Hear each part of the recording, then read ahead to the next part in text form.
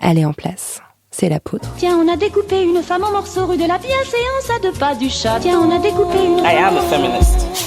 Je vous obsède avec une constance je ne me suis pas conduit qui appelle quand même l'admiration. D'une façon conforme à ce qu'on attend d'une jeune fille d'abord et d'une femme ensuite. I'm sorry that I didn't become the world's first black classic pianist. Donald Trump. Je crois qu'une femme qui existe dans son temps, à l'intérieur de son temps, n'a pas d'époque, elle marque son époque. Bienvenue dans La Poudre, une conversation intime, profonde, avec des femmes artistes, activistes, politiques, des femmes inspirantes, des femmes puissantes. Comment sont-elles devenues femmes ? Contre quoi ont-elles résisté ? Que crient-elles ? Que rêvent-elles ? Que lisent-elles ? Je suis Lorraine Bastide et aujourd'hui, c'est un épisode spécial Fashion Revolution. Peut-être que vous le savez, ou pas, mais j'ai longtemps été journaliste dans le milieu de la mode.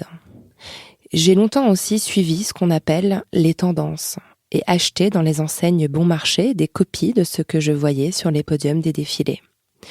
Et puis, le 23 avril 2013, il y a eu le Rana Plaza. Vous vous souvenez ? Une usine textile au Bangladesh qui s'est effondrée. 1127 morts. Des milliers de blessés, amputés ou handicapés, principalement des femmes. Depuis ce jour, je regarde les étiquettes de mes vêtements. Je succombe moins facilement aux sirènes de la mode jetable. Cet événement a un peu changé ma façon d'envisager la mode. Alors quand l'équipe de Fashion Revolution m'a proposé d'animer une table ronde sur les conséquences du Rana Plaza, 4 ans après, j'ai tout de suite accepté. C'était le 23 avril dernier. On était assis sur des chambres à air, sur les quais, au bord du canal Saint-Martin. Il y avait quelques voitures qui passaient, vous les entendrez. Autour de mon micro, ce jour-là, Laura Brown, qui a fondé une communauté de créateurs de mode responsables, Etipop. Anaïs Dauté, qui a créé Les Récupérables, une marque qui fait des habits à partir de matières recyclées.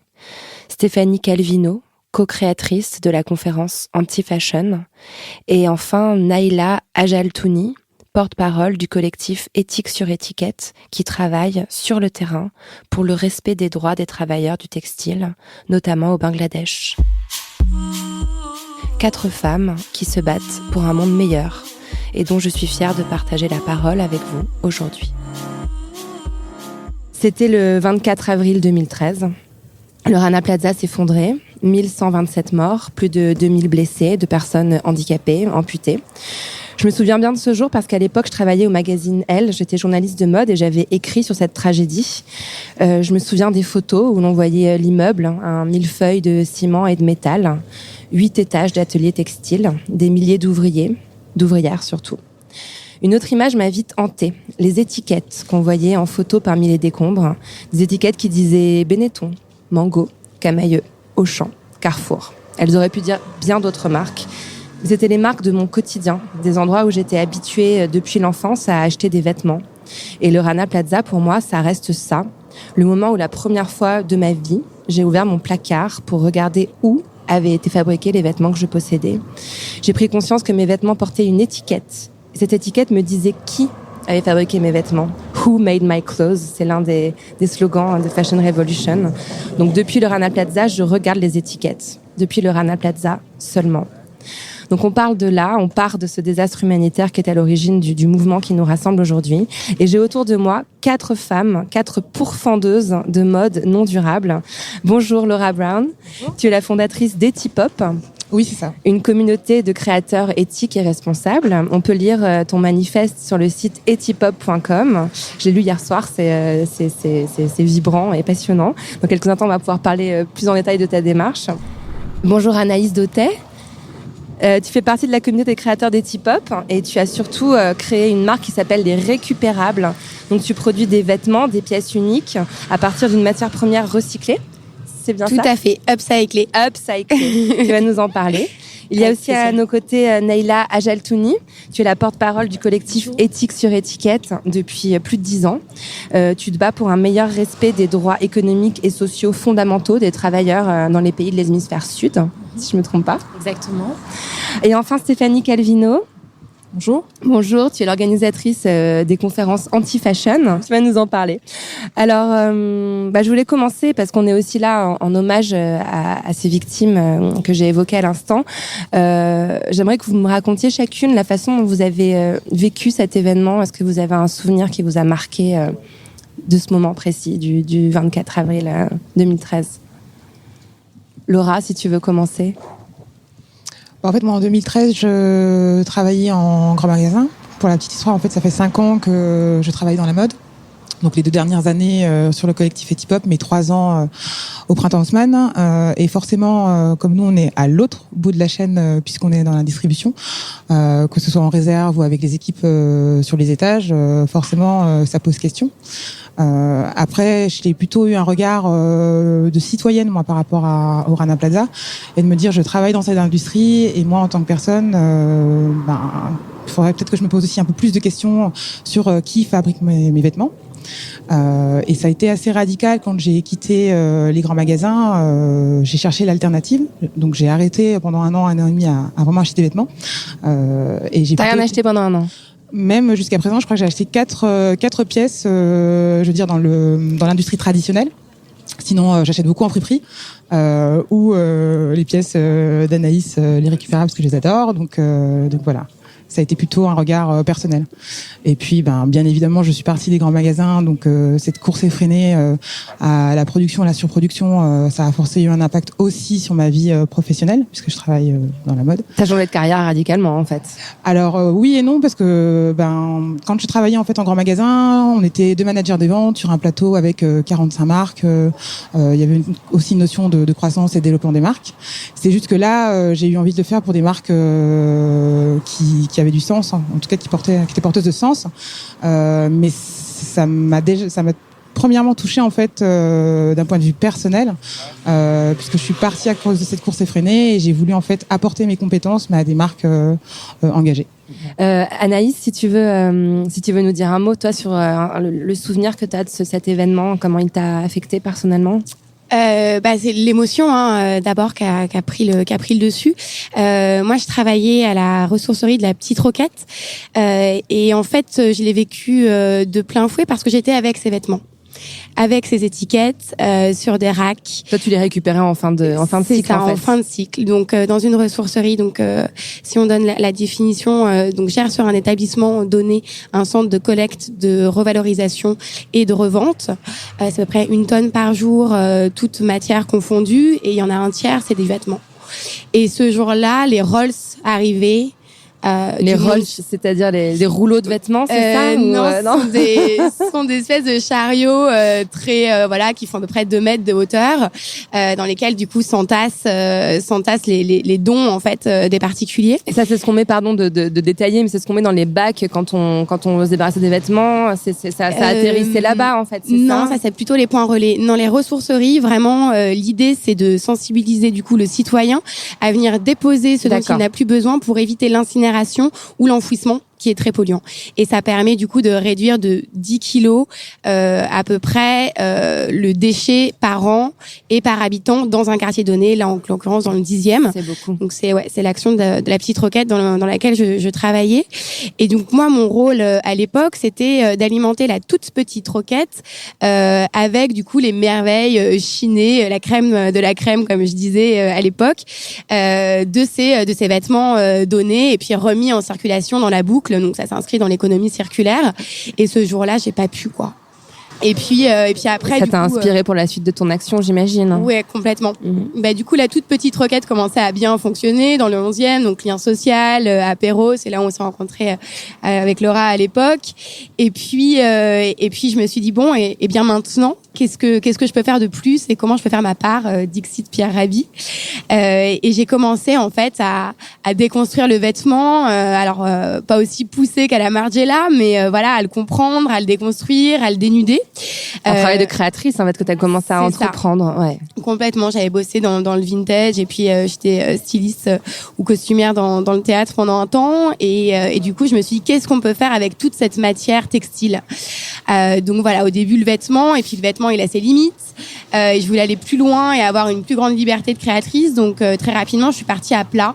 Voilà, plutôt comme dans un système un peu plus classique, sauf que c'est le détournement permanent et c'est le rideau, la nappe de ma grand-mère, le dessus de lit qui a pris en fait place comme matière première.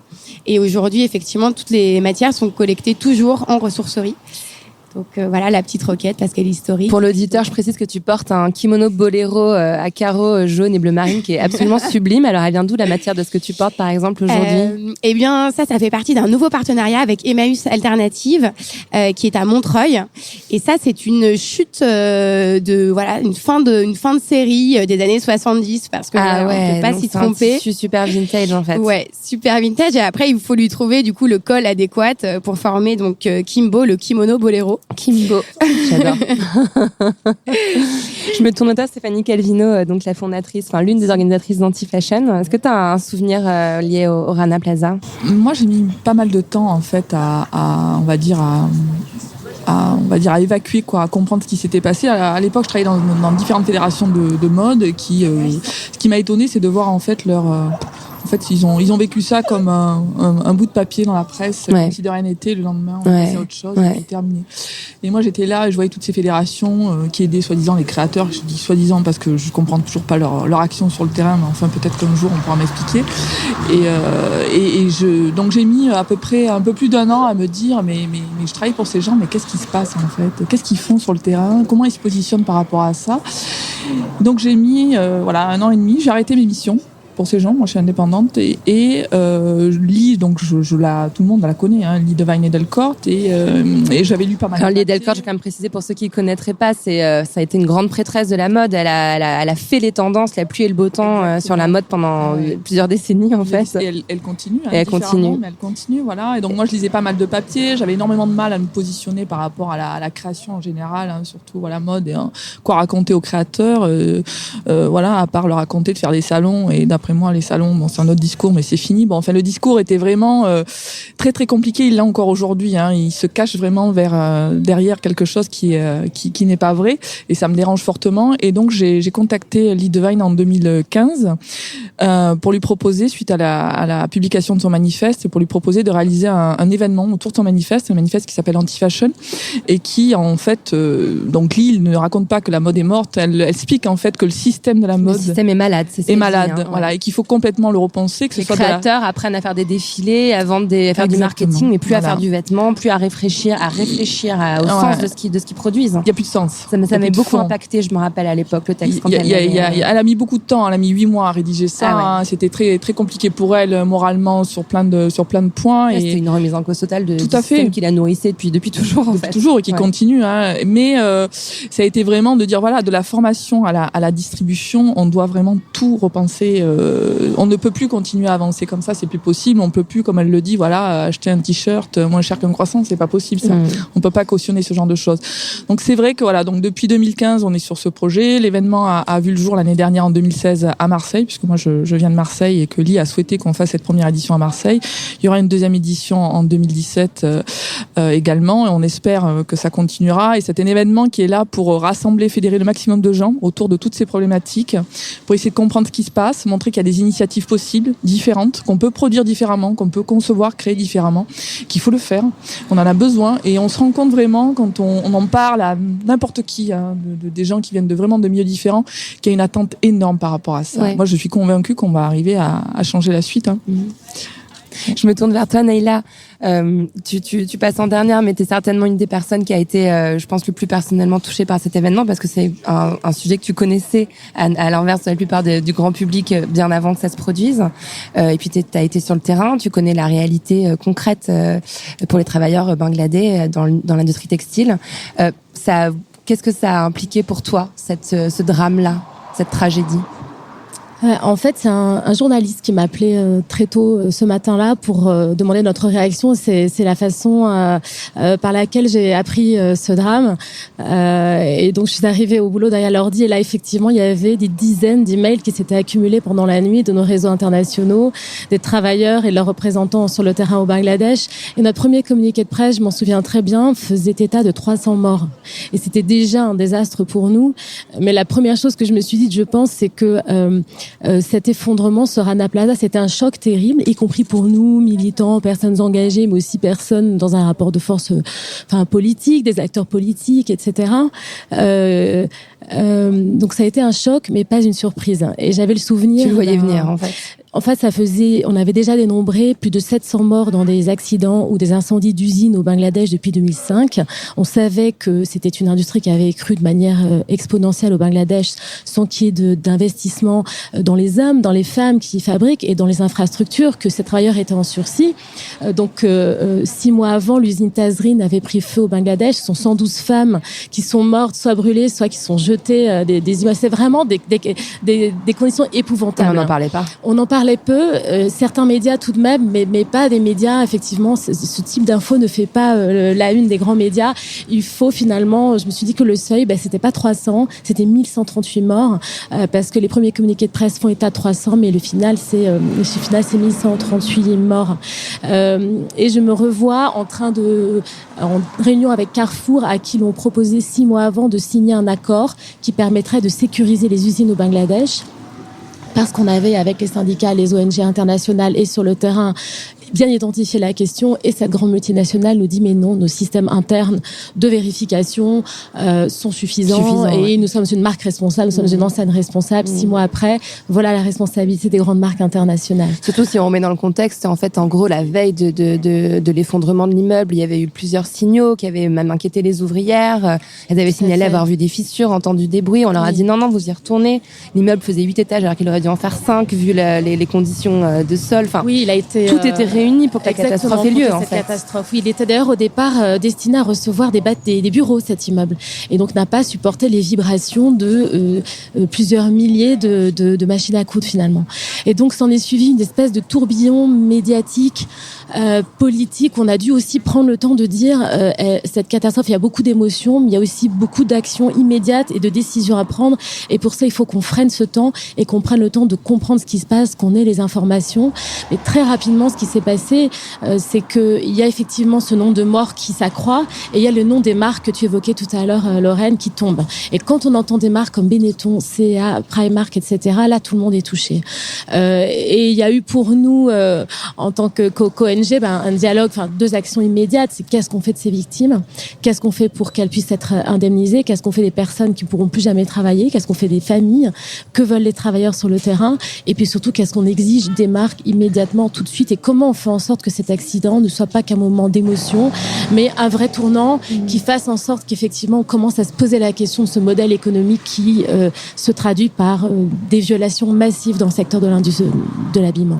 Parce que j'avais l'impression, la comparaison est un peu violente, mais je l'assume parfaitement. C'est un peu le Elan de la fast fashion. Il nous a fallu un enfant mort sur une plage pour comprendre l'ampleur de ce qu'il y avait derrière, qui est un désastre humanitaire qui touche des centaines de milliers de personnes. Et au fond, la fast fashion, le Rana Plaza, c'est une toute petite partie de l'iceberg. Il y a des mauvais traitements dans les usines. Il y a des salaires, évidemment, c'est $55 par mois, je crois. C'était à l'époque. Maintenant, ça c'était 28, non, c'était 28 à l'époque. Okay. Il y a une augmentation près de 70%, donc c'est jusqu'à $50. C'est dire le niveau des salaires, effectivement, c'est 3 fois rien. Aujourd'hui, on est arrivé à 60 euros, 61 euros, même 61 euros, même au Bangladesh, c'est insuffisant pour vivre décemment. On estime qu'il faudrait quadrupler ce montant, notamment parce que le Bangladesh connaît une inflation à 2 chiffres. C'est absolument considérable pour que les travailleurs aient accès à ce que j'aime pas trop appeler les besoins fondamentaux, mais les droits fondamentaux qui sont inscrits dans les conventions internationales du travail. Effectivement, je pense qu'il a fallu... En fait, notre travail, c'est vraiment de faire en sorte que il ne faille plus des drames comme le Rana Plaza pour qu'on impose des règles contraignantes aux plus grands acteurs de la mondialisation. Il s'agit vraiment pour nous d'une question de justice sociale. Aujourd'hui, les citoyens, les États sont des sujets de droit. Pour les multinationales, c'est pas le cas. C'était vraiment tout le cœur de notre boulot pour faire en sorte qu'il ne faille plus des Rana Plaza, pour qu'on prenne enfin des mesures. Et donc, et donc que les marques aussi n'attendent pas ne comptent pas que sur leur risque d'image, que sur le risque réputationnel pour faire évoluer les pratiques. Il y a un tas de choses effectivement qui ont évolué, on va peut-être y revenir, mais on se rend bien compte qu'aujourd'hui, ce qui prime avant tout, c'est effectivement cette question de l'image. Ouais. Pour leur profit. Pour leur profit, bien entendu. Aucune enseigne ne peut aujourd'hui vous dire que la raison pour laquelle elle sous-traite sa production au Bangladesh, c'est pour autre chose que l'avantage comparatif qu'offre le Bangladesh, qui est sa main-d'œuvre la moins chère au monde. En fait, il y a eu une espèce d'arnaque, en fait. C'était supposé reposer la mondialisation sur un deal entre le Nord et le Sud. On avait des produits plus accessibles en échange d'emplois qu'on fournirait aux employeurs, aux employés du Sud. Et pourtant, le deal était complètement faussé, quoi. Oui, c'est un excellent résumé, je trouve. Et la question, c'est vraiment même pas une question d'anti-mondialisation. C'est comment est-ce qu'on fait en sorte que cette mondialisation tienne une partie de ses promesses et qu'en tout cas tout travailleur partout dans le monde puisse avoir le minimum pour vivre dignement et plus pour envisager l'avenir. Et pour ça, il faut faire en sorte que l'on limite le pouvoir de ceux qui ont un pouvoir de nuisance le plus important. Ouais. Ce sont des questions qui sont très très liées. Enfin, tu le disais tout à l'heure, c'est quand même majoritairement des femmes qui ont été touchées au Rana Plaza. C'est 80% de la main d'œuvre textile. 85. Ouais. 85%. C'est énorme. Voilà, donc on est dans un système assez patriarcal. Puis il y a l'environnement aussi qui vient se mêler à ces questions. Je me tourne vers toi, Anaïs, parce que c'est un petit peu ta spécialité. Est-ce que l'écologie, tout ça peut se démêler, ou est-ce que c'est au fond le même problème vu sous différentes facettes? C'est tout à fait le même problème qui se passe face aux catastrophes naturelles, c'est-à-dire que de la même façon que les infrastructures ne sont pas pérennes pour recevoir 1000 machines à coudre, des milliers plutôt, il y a un grave souci notamment sur le traitement des eaux. Donc en Chine et au Bangladesh et dans d'autres pays, c'est Greenpeace qui fait un rapport, c'est assez terrible, c'est plus de 70% des rivières qui sont contaminées, plus les nappes phréatiques qui le sont aussi. Évidemment, la culture du coton au Roundup, faut dire ce qui est, c'est carrément le suicide au Roundup parce que ces cultivateurs ne s'en sortent pas en fait à la fin du mois, et donc toujours plus pressurisés par la question du prix et de la rentabilité. Et puis effectivement en découle des maladies qui sont issues tout simplement d'utilisation de plus de 8000 matières chimiques qui sont utilisées. Donc dans les tanneries particulièrement, on avait fait du coup un focus là-dessus avec Laura l'année dernière à l'occasion de la Fashion Revolution. Donc le problème déjà, c'est les équipements. Donc ils n'ont pas d'équipements, donc ils sont pieds nus dans ces espèces de tanneries. Donc faut imaginer des flots et des flots d'eau usé avec du chrome. Le chrome, c'est terrible. Voilà. Les perturbateurs endocriniens sont traités dans une seule centre d'épuration en Europe, en France. Donc vous imaginez là-bas, on ne se pose même pas la question. Et puis voilà, c'est le traitement des eaux usées. Il n'y a pas ou très peu, donc ça se déverse directement dans les rivières. Et folle là d'ailleurs pour aujourd'hui. Tu peux raconter ce que tu voulais faire pour sensibiliser le grand public à ce problème-là. C'est vrai que le premier soir où on s'est tous réunis du coup chez Sébastien, voilà, tout le monde est arrivé avec son idée folle. Et moi je me suis dit faut faire la même chose en fait. Il faut teindre le canal Saint-Martin en violet. Pour que les gens comprennent. Pour que les gens comprennent. En fait, c'est pas du tout une blague. C'est pas une rivière de paillettes avec polyponey, mais des vraies rivières violettes qui se déversent et qui se jettent dans les fleuves. Et puis c'est notre terre à tous. Et puis il y a un truc qui est un peu difficile à aborder, c'est aussi la question du coût humain. Et voilà en fait, c'est aussi, il y a pas d'échelle. Et c'est notre planète à tous, et c'est leur quotidien, et voilà. Et les rivières violettes, c'est pas tolérable. Voilà, ces gens-là vivent dans des conditions. Nélia, tu pourras en parler un peu mieux que moi, mais dans des véritables bidonvilles qui grossissent de jour en jour parce qu'on leur Si promet je un peux me permettre de Eldorado. recommander le documentaire The True Cost, enfin, si on a envie ouais. de se prendre une bonne claque dans la gueule, pardon pour l'expression, mais Ouais. et de comprendre ce que c'est que la réalité quotidienne fait. de ces travailleurs. Toxic Fashion aussi. Toxic Fashion, ouais. Non, vêtements toxiques. Tout ça, c'est sur YouTube, c'est facile à voir. Et à Toxic Fringue, qui est Laura qui reprend le micro. Cache Investigation. Ouais. Avec Élise Oui, c'était l'enquête d'Élise Lucet. Oui, c'est ça. Élise, si tu nous écoutes. Mais Laura, garde le micro parce que je voulais justement me tourner vers toi et te dire, voilà, cette prise de conscience a certainement été facilitée par des événements comme Rana Plaza. Elle est en train de monter aujourd'hui, même si elle reste quand même assez parisienne. Enfin, en tout cas, réservée à une certaine catégorie de personnes, enfin, socialement, tu en disais tout à l'heure. Quels sont, je suis allée regarder T-Pop hier soir et je vois qu'il y a aussi plein de pistes. Il y a l'artisanal, il y a le made in France, il y a le bio, il y a le upcycling. Finalement, quelles sont les bonnes solutions comment faire en tant que consommateur si on veut vraiment pas avoir de sang dans son dressing? Alors, je dirais pas les bonnes solutions. La première étape pour moi, c'est déjà se questionner et se poser la question et de éventuellement interpeller les marques.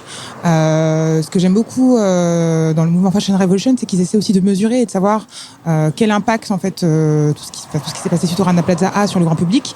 On était à 250 marques en 2014 qui répondaient en fait au hashtag que lançait le grand public et on était l'année dernière à 1250. C'était quoi? C'est Who Made My Clothes? C'est Who Made My Clothes qui répondait à I Made Your Clothes. En fait, juste pour expliquer, parce que je sais pas si tout le monde est familier avec, c'était, le collectif Fashion Revolution a appelé les consommateurs à interpeller les marques Exactement. des vêtements qui portaient en portant l'étiquette visible. En c'est portant ça? l'étiquette visible et en mettant le hashtag Who Made My Clothes. Et au tout début, quand ça a commencé, les marques répondaient pas tant que ça. Et aujourd'hui, on peut voir des vidéos en fait des artisans qui fabriquent les vêtements, du process de fabrication des pièces. Qui répondent aux hashtags lancés par le grand public. Et on était aussi à 40 000 hashtags en 2015. Et l'année dernière, on était à 70 000. Donc c'est plus de 60%. Ça prend une ampleur. Ça prend une ampleur. C'est ce que disait tout à l'heure Stéphanie. Oui, le grand public commence en fait à se poser des questions, à être conscientisé. Je pense pas qu'il y ait de... Et je regarde du côté des marques parce que je pense que Sébastien pourra le dire, mais d'autres grandes marques pourront le dire aussi. Je pense que ça met du temps à créer une marque qui soit éthique de A à Z. Et c'est dans la durée, mais déjà de faire sa part sur un axe. Donc nous, chez T-Pop, on en a détecté 3 qui ressortent. Il va y avoir la valorisation du savoir-faire. On va être très proche de l'artisanat. Tout ce qui touche à la protection de l'environnement, donc c'est soit lié à l'upcycling, au recyclage, au bio, ou tout ce qui touche aussi à l'utilisation plutôt de fibres naturelles, voire artificielles. Et le dernier volet qui est plutôt sur l'impact sociétal lié au social et solidaire, puisque certaines, même jeunes marques, travaillent dès le départ avec des ateliers qu'elles montent au Brésil, au Portugal, en Amérique latine ou en Afrique de l'Ouest. Oui. Donc voilà pour les axes. Donc il y a plusieurs pistes en fait. On peut se débrouiller en faisant une combinaison de friperie, de mode éthique, Du côté des marques, oui, et je pense que du côté du grand public aussi. Enfin, moi, j'achète aussi bien des marques de mode engagé avec mes moyens ou de la fripe en fait. Il n'y a pas de solution clé en main. Je pense qu'il faut combiner. En revanche, je voulais dire quelque chose qui était assez important pour moi, c'est le volet éducation dont tu parlais tout à l'heure. Ouais.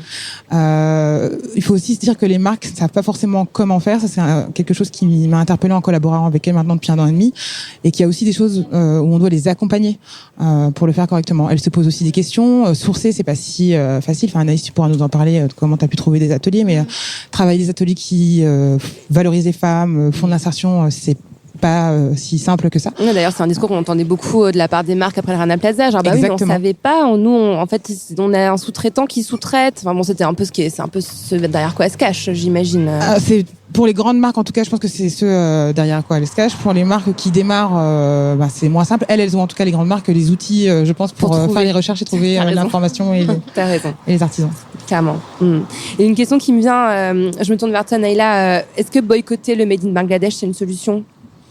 Ça a été peut-être la solution immédiate, et c'est bien normal qu'on trouvait certains consommateurs, mais finalement ça n'est pas ça n'est pas celle qui est la plus importante, parce que, c'est même pas celle qu'on recommande, parce qu'en fait, boycotter un produit issu du Bangladesh, ça voudrait dire infliger une double peine à ces personnes, à ces travailleurs. Je pense que la question du boycott, elle est un peu sensible pour le collectif Éthique sur étiquette, pour nos mouvements anti-sweatshop, parce qu'on est toujours en train de se poser la question de l'impact d'un boycott en termes de salaire pour ces travailleurs. Économiquement, c'est une part énorme. C'est 80% des entrants en devise du Bangladesh. Ouais. Pour autant, si boycott il doit avoir, à mon sens, c'est plutôt de la multinationale, de la marque en question. C'est vrai qu'on dit le mot marque. Nous, notre cheval de bataille, c'est vraiment le modèle dominant de fast fashion, le mode très low cost, petit prix, gros volume. Mode jetable. Évidemment, mode jetable, exactement. Et c'est là que le consommateur a une part de responsabilité énorme. Se poser la question effectivement de nos modes de consommation, de ces besoins qui n'en sont pas, et qui nous font aussi, je pense, complètement oublier ce que c'est qu'un vêtement, que le plaisir d'avoir un vêtement, d'avoir de la qualité. Je pense qu'ici personne, et même dans les ONG, personne n'est anti-mode, bien au contraire. Il y a pas si longtemps, nos générations de 35-naires, 40-naires ne connaissaient pas la fast fashion quand on était plus jeune. Et je pense qu'on avait aussi un intérêt pour le vêtement, la belle chaussure de cuir, qui se conservait, qui se transmettait. Et c'est cette accélération du rythme des collections. Il faut savoir qu'aujourd'hui, on peut pas sortir un t-shirt à 4 €. On peut quand on s'appelle H&M et qu'on exploite la main-d'œuvre à l'autre bout du monde. 18 millions. Donc, aimer la mode ou pas, avoir ou pas de faibles moyens, je pense que ça, c'est vraiment quelque chose dont il faut prendre conscience. Et je pense que la ligne de défense des marques, de ces grosses marques, était de dire, mais on ne savait pas, mais je ne sais pas où sont produits. Et pour moi, c'est la pire accusation. Mais c'est précisément ce qu'on leur reproche. On peut pas bénéficier des fruits de la mondialisation et pas récupérer la responsabilité. Et c'est ce qu'on cherche à faire. Et en tant qu'ONG, je rebondis sur ce que disait Laura, on est de plus en plus contactés par des jeunes marques, des créateurs qui nous disent « je cherche à me sourcer éthique ». On leur dit « mais moi ». Typique. Alors là, c'est vraiment pas mon boulot, j'ai aucune idée et je suis triste de voir qu'on se tourne dans les ONG. Et donc, je les ai envoyés au début à la CCI, je les ai envoyés, mais en fait, pas du tout. Il n'y a aucune aide de ce côté-là. Une plateforme, un endroit qui recenserait justement... ça pourrait être une action intéressante. Il y a la maison en fait des savoir-faire qui recense certains acteurs, mais pas tous. Et la plateforme, alors moi pour l'avoir vue, elle est pas très pratique. Ouais, c'est pas bien foutu. Enfin, c'est Fanny Calvino. Non, mais en fait, la maison des savoir-faire, c'est une plateforme qui recense des savoir-faire. Après, il n'y a pas de notion d'éthique. Moi, ce mot éthique me gêne un peu parce que parfois, il n'a plus de sens. Mais... J'ai la même réticence que toi. Éthique, enfin, comme si ça. Tout le monde l'a utilisé pour tout et n'importe quoi. Et comme si c'était un bonus. C'est plus du tout un label pour moi. Je trouve, il y a des gens qui s'achètent un petit peu une certaine image avec ça. Mais pour rebondir à ce que disait Naïla sur la fast fashion, moi, je pense que c'est vraiment une histoire d'éducation. Il faut éduquer les gens à consommer différemment. Moi, j'étais une grosse consommatrice, il y a quelques années. J'ai revu complètement ma manière de vivre et ma manière de consommer, et je me rends compte que je peux conserver le même pantalon pendant X années, le réparer. L'année dernière, pendant l'événement Anti-Fashion, on a fait venir, elles seront là également cette année, des Hollandaises qui animent un atelier qui s'appelle Golden Joinery, c'est-à-dire qu'elles subliment le vêtement à base de fil d'or. Ce que faisaient les Japonais à une époque, ils réparaient de la céramique à base de feuilles d'or, elles font ça à partir de fil d'or. Donc vous venez avec votre jean qui est troué et puis vous allez le sublimer, lui donner une deuxième vie alors que vous n'osez plus le mettre parce qu'il est dans un coin de votre penderie. Et ça, je trouve ça génial parce que vraiment, mais que ce soit au niveau du textile ou autre chose, en fait, on nous a éduqués à acheter et à jeter pour tout. Depuis les dernières décennies, et c'est plus possible. Comme pour l'alimentation, c'est plus possible. Il faut se rendre compte qu'en fait, on peut. C'est une éducation qui vient aussi nourrir un système. Enfin, ça arrange tout le monde en fait quand on rachète tous les ans. Imaginez si on arrêtait d'acheter des pulls au bout d'un moment, si on était économiquement parlant. On ira après on est dans quelque chose qui va très très loin. Et c'est pour ça que vraiment, je pense que en plus on parle vraiment de tendance sociétale. On parle de à un moment donné de qui est-ce qu'on est, qu'est-ce qu'on mange, à qui est-ce qu'on parle, comment est-ce qu'on vit. Ce que disait Sébastien COP pendant la conférence qu'on a organisée à Paris, c'est à un moment donné le t-shirt qu'on porte, il est aussi significatif que si on avait voté Clinton, quoi. Il faut vraiment et c'est pareil, ce qu'on met dans notre assiette, c'est exactement pareil. Moi, les gens qui mangent du bio et qui me disent j'ai mangé des tomates au mois de décembre, je veux qu'on m'explique comment c'est possible. Moi, ma grand-mère, pour manger des tomates, elle les mettait dans des bocaux au mois de juin et puis on a mangé en décembre. On peut plus faire ça, quoi. Ça n'a plus de sens. C'est vraiment une histoire de marketing qui est derrière et qui est affreuse. Il y a une question que je voulais aussi te poser, Stéphanie, c'est le lien qu'il peut y avoir entre la fast fashion et les marques de luxe, parce qu'avec Anti-Fashion, vous mettez un petit peu en commun ces deux univers-là. Enfin, c'est là quand même un même grand système. Oui. Quelle responsabilité ont ces marques-là là-dedans? Est-ce que acheter une pièce chez un créateur cher, on sait que ça a été fait dans des conditions apparemment plutôt bonnes, est-ce que c'est Pas certaine. c'est une façon de réparer? Moi, je suis pas certaine que les grandes marques de luxe, je citerai pas de nom, et on va dire, alors je vais utiliser le mot éthique, on va dire une manière de procéder, un process éthique dans leur dans la fabrication de leurs vêtements. Je suis pas convaincue de ça. Je sais qu'il y a des grosses marques de luxe qui fabriquent beaucoup de choses en Chine et ailleurs en Asie, voilà, pour justement des journées presse ou autres. Ils n'ont pas d'état d'âme à marger, je sais pas combien de fois sur un sac ou autre. Bon, enfin, passons. Donc, il y a pas du tout il y a une ou deux grosses maisons, on va dire, qui a un engagement éthique depuis très très longtemps, voilà. Mais d'après moi, je pense que en fait, on peut être engagé, on peut acheter correctement. Déjà, plutôt que d'acheter des t-shirts à 5 balles, on en achète plutôt que 5, beaucoup plus cher, mais on va dire fabriqués de manière beaucoup plus responsable. Mais ça, c'est vraiment une histoire il faut expliquer aux gens, il faut leur dire voilà, arrêtez d'acheter des t-shirts et puis vous allez mettre deux fois d'affilée le même, c'est pas grave. Laura, je voulais me tourner vers toi parce qu'en fait, c'est tout un système. Tout à l'heure, tu parlais un petit peu de ton expérience dans des grands magasins. La mode, tu l'as aussi abordée depuis longtemps. De l'intérieur. De l'intérieur. Et enfin, je me permets de t'en parler parce que t'en as parlé dans d'autres interviews. T'en as souffert, toi aussi. T'as eu un burn-out, je crois, à un moment donné. Ah ouais, clairement. En fait, sur la dernière année, j'ai travaillé 3 ans en grand magasin et sur la dernière année, j'avais eu beaucoup plus de responsabilités, donc j'ai énormément travaillé et je prenais 2-3 jours par-ci par-là sur des week-ends et on a l'impression que ça fait une petite bulle d'air tous les 1 mois et demi, pas du tout. Et en fait, je suis arrivée au bout d'1 an à ne plus pouvoir réfléchir concrètement. C'est parce qu'en fait, j'étais sur l'un des étages qui est un peu le poumon de la mode femme dans ce grand magasin, puisque 40% du chiffre d'affaires de la direction des ventes. Et c'était une course effrénée tout le temps, de sessions de soldes, des ventes privées. Des objectifs, j'imagine. Aussi, parce que c'était plus de 50 millions de chiffre d'affaires à tirer chaque année. Donc, on était 2 managers pour 175 employés temps plein. Donc, c'était vraiment une course. Et le corps a ses limites aussi. Ouais. Et ce qui a été super, c'est que donc j'ai pris des vacances. Et je suis partie à San Francisco, Los Angeles. Et ce que je dis souvent, c'est que mon projet professionnel est né d'une envie de quête de sens en fait personnelle, à me dire mais en fait ça fait 10 ans que tu fais tes diplômes, tes écoles, tu bosses mais pourquoi et quel impact tu as envie d'avoir en fait dans cette vie au quotidien. Sauf que ce que je dis souvent, c'est aussi que j'adore la mode. Donc comment shifter en fait mon expérience et les mettre à profit de marques qui font des choses différemment. Et moi j'ai eu un coup de cœur en fait quand j'ai pris ces vacances qui était à LA sur la marque Reformation que j'ai découverte. J'adore cette marque aussi. Là-bas. Et ça a été un peu le déclencheur de me dire ouais mais c'est extraordinaire. En fait Reformation utilise 40% des stocks qu'elle utilise pour fabriquer ses vêtements viennent du vintage, et à côté de ça ils ont une démarche de mesure de leur impact qui est assez drastique. Ils regardent les standards en fait de production des marques classiques et ils essaient toujours d'être en dessous. Et une transparence parfaite. Il y a une transparence parfaite et ils essaient aussi de mesurer leur empreinte carbone, de la diminuer à maxima, de faire attention au niveau des matières, plutôt privilégier les matières artificielles que le coton par exemple.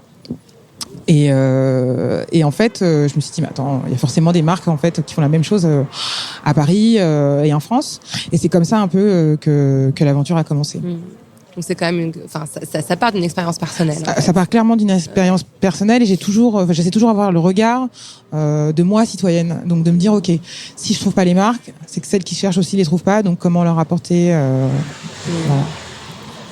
Et là, je voulais te poser la question à toi aussi de l'origine de ton engagement. Ça fait quand même 10 ans que tu es engagée dans ce combat et puis c'est quelque chose que j'imagine extrêmement prenant. Il y a du lobbying, il y a t'es confronté à une réalité sociétale et sociale assez violente tous les jours. Ça vient d'où cette envie d'aller sur ce terrain-là? Écoute, c'est une bonne question que tu me poses. Moi, je suis économiste de formation. Ouais. Je suis pas du tout, mais économiste des pays en développement. Et donc, c'est toujours quelque chose qui m'a questionné de savoir pourquoi, d'où viennent ces questions de mal-développement. Évidemment, qu'est-ce qui fait que des pays se développent, d'autres pas, et puis, je suis d'une famille, alors pas militante du tout, mais avec des valeurs assez simples, mais très ancrées je pense de solidarité internationale, de redistribution des richesses, de services publics, voilà. Et d'ailleurs, je sais plus qui faisait la remarque la dernière fois. J'ai un frangin et une sœur, et moi, il y en a pas un qui bosse dans le secteur lucratif. J'ai une sœur pédiatre, mais de service public. Mon frère est musicien, et moi, je pense dans les ONG. Je me dis comment vous avez fait. Il y en a pas un qui a un jour passé par le secteur privé. Je dis écoute, j'en sais rien.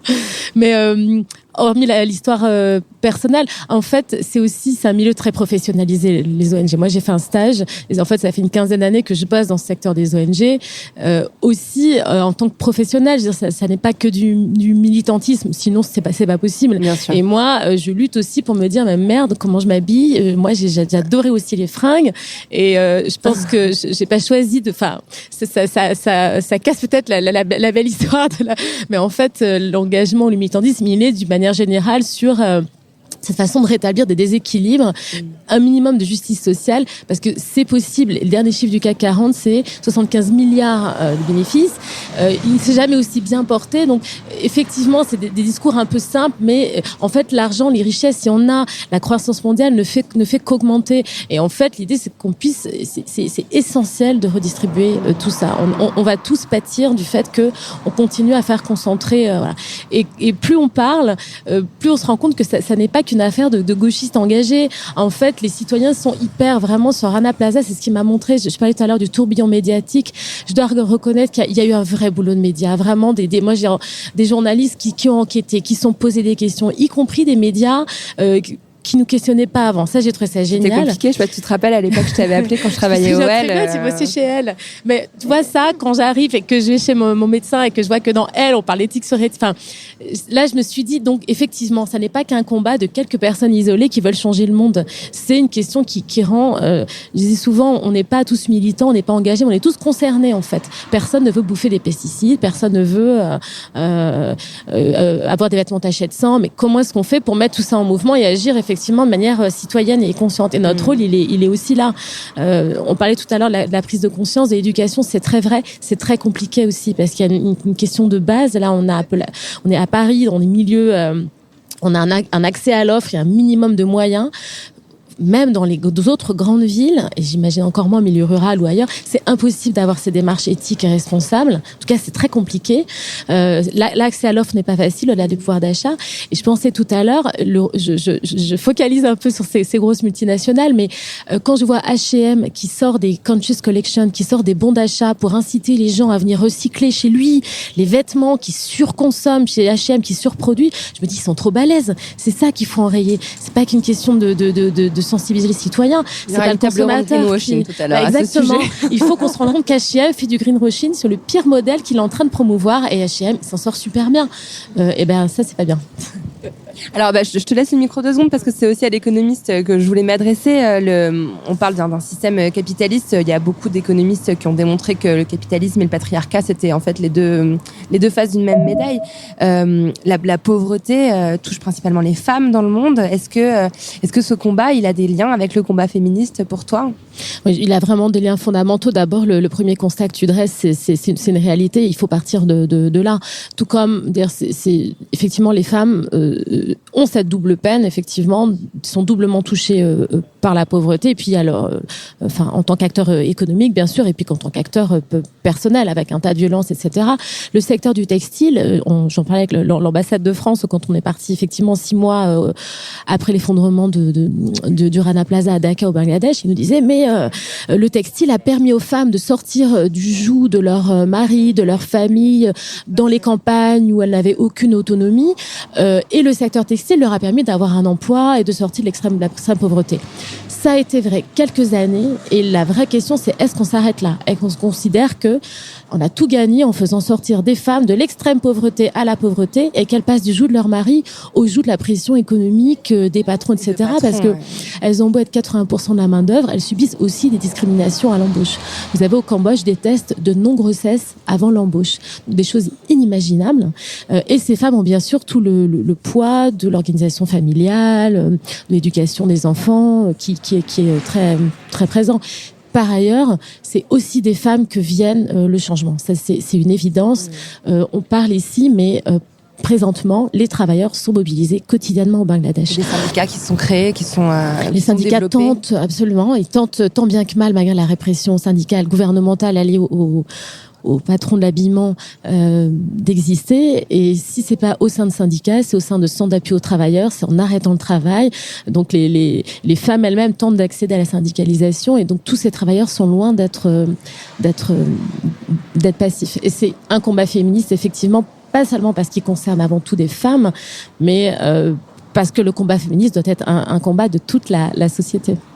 Je vais me tourner vers toi, Anaïs, et aussi parce que je le vois là en vous voyant toutes les deux, je trouve qu'il y a une histoire de sororité aussi entre Laura et toi. On sent que vous êtes entraidées, que vous avez réfléchi ensemble. C'est quelque chose que tu ressens aussi, ce combat qui serait particulièrement féminin?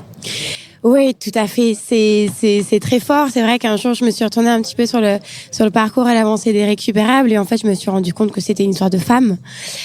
Du coup, la première qui s'est cristallisée, c'est celle avec Lucie Sassia, qui est une photographe qui réfléchit beaucoup à ces questions-là, qui réfléchit aussi à comment mettre la femme en avant, comment être bienveillant, c'est quoi le rapport au corps, comment on se raconte quand on a une femme dans ces années-là. Et puis avec Laura, oui, bien sûr. Quand on a été pitché, on s'est retrouvé à beaucoup d'hommes. On s'est retrouvé un peu, elles sont mignonnes. Et effectivement, c'était face à qui ça? C'était face à des banques, de quel genre de? C'était face à c'était pour intégrer un incubateur à Montreuil, en fait. Ah oui, d'accord. Et ils font venir. On pensait qu'il y avait un petit jury de 5 personnes, et on se retrouve devant 20 à 25 hommes. C'est pas vrai. Ouais. C'était assez impressionnant. Du CAC 40. Mais voilà, après l'homme pour parler du mien est complètement féministe, et je pense que les hommes sont féministes et disent oh là là, qu'il ferait du bien, pas tous, mais should be feminist, c'est ça la punchline, me semble-t-il. Et effectivement, moi, je travaille énormément, du coup, avec des jeunes femmes et puis des moins jeunes aussi pour les défilés. Et c'est vrai que je regarde leur rapport au corps et je leur dis, en fait, ce qui est important ici, c'est que oui, tu donnes ta voix pour une mode qui est plus responsable, qui est plus honnête et qui est résolument mode, mais c'est aussi toi, personnellement, c'est quoi ton rapport, et c'est aussi, du coup, changer le format et les codes d'un défilé. Et là, le dernier défilé, carrément, à la fin, j'ai fait marcher à reculons, voilà, avec 3 temps, une prise de conscience, un moment de ralenti, donc pour illustrer la slow fashion, et carrément venir à rebours. Et en général, je leur dis merci, et enfin toujours d'ailleurs. Et à un moment donné, elles me disent non, en fait, merci à toi parce que tu nous replaces aussi au centre et avec notre féminité, et c'est aussi un booster et une mini thérapie d'être entre femmes et de marcher pour ces causes-là, en fait. Et effectivement, tout se rejoint, ouais, tout est lié, quoi. Stéphanie, tu fais partie du collectif 52, qui est un collectif féministe qui a été créé récemment. Il n'y a pas très longtemps. C'est pas un grand écart pour toi d'être entre Anti-Fashion et 52? Il y a des liens qui sont évidents. C'est très cohérent. D'ailleurs, Sophie Bramley, on va dire, qui a un peu à l'initiative de ce collectif, sera à Anti-Fashion pour parler de la notion de collectif, justement, qui est très importante. Ouais. Et Anti-Fashion, c'est quand même un projet qui fonctionne avec 90% de femmes. Il n'y a que des femmes essentiellement dans ce projet. Je ne vais pas forcément vers les femmes, mais à chaque fois que j'ai des rencontres, je tombe sur des femmes engagées, et c'est vrai que j'aime beaucoup ça. Et ce sont que de belles personnes, en plus, que je rencontre à travers ce projet. Donc oui, collectif 52. Donc voilà, j'ai mon petit sac aujourd'hui, hein, voilà, par exemple. Oui, vous aviez fait toute une campagne de communication sur l'idée qu'on est quand même, les femmes sont des acteurs économiques très importants. Bien et donc, sûr, si on prenait des décisions globales, on pourrait changer le monde de façon... Complètement, parce que 52, donc ça vient de 52% de la population française. Les femmes sont 52%. Donc 53% d'électrices, d'ailleurs. Exactement. Aussi. Ouais, donc ça veut dire que le pouvoir est quand même est important. Alors je sais pas si elles en ont toutes conscientes. Nous, on essaie via des actions, notamment là, on a détourné récemment des affiches des élections présidentielles, et on a fait un petit affichage, on va dire sauvage, entre Paris et Marseille, voilà. Et on répand la toile pour dire que effectivement, la femme. Ouais, c'est elle. Naïla qui dit c'est vous. Voilà, de montrer aux femmes qu'en fait il faudrait quand même que politiquement on soit un peu plus représenté, et là on se rend compte que sur les prochaines élections c'est pas trop le cas, quoi. Ouais. On n'est pas tellement considérés. Je voulais juste vous poser une petite dernière question chacune. Je sais que c'est un peu difficile ce genre d'exercice, mais une action, une phrase, quelque chose qu'on peut faire dès demain pour améliorer pour améliorer les choses, pour changer un peu le système? Une chacune. Laura.